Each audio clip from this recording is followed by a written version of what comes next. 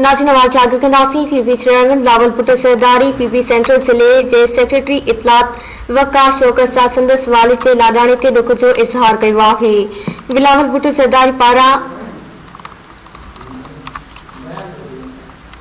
वक़ास शौकत जे वालिद जे लाॾाणे ते दुख ऐं तासीर जो इज़हार कयो। पीपी चेयरमैन पारां मरहूम जी मग़फ़िरत ऐं वासन लाइ सब्र जी दुआ कई आहे। ख़बर अवां शेयर कई पिया। पीपी चेयरमैन बिलावल भुट्टो सरदारी पीपी सेंट्रल ज़िले जे सेक्रेटरी इतलात वक़ास शौकत सां संदसि वालिद जे लाॾाणे ते दुख जो इज़हार कयो आहे। बिलावल भुट्टो सरदारी पारां वक़ास शौकत जे वालिद जे लाॾाणे ते दुख ऐं तासीर जो इज़हार कयो आहे। पीपी चेयरमैन पारां मरहूम जी मग़फ़िरत ऐं वासन लाइ सब्र जी दुआ कई आहे। आगाह कई पिया वाक़िए। पीपी चेयरमैन बिलावल भुट्टो सरदारी पीपी सेंट्रल ज़िले जे सेक्रेटरी इतलात वक़ास शौकत सां संदसि वालिद जे लाॾाणे ते दुख जो इज़हार कयो आहे।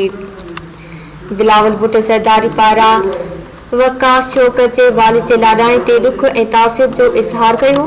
पीपी चेयरमैन पारां मरहूम जी मग़फ़िरत ऐं वासन लाइ सब्र जी दुआ कई आहे।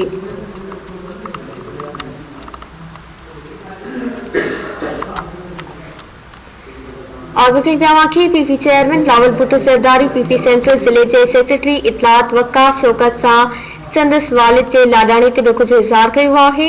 बिलावल भुट्टो सरदारी पारां वक़ास शौकत जे वालिद जे लाॾाणे ते दुख ऐं तासीर जो इज़हार कयो वियो। पीपी चेयरमैन पारां मरहूम जी मग़फ़िरत ऐं वासन लाइ सब्र जी दुआ कई वई।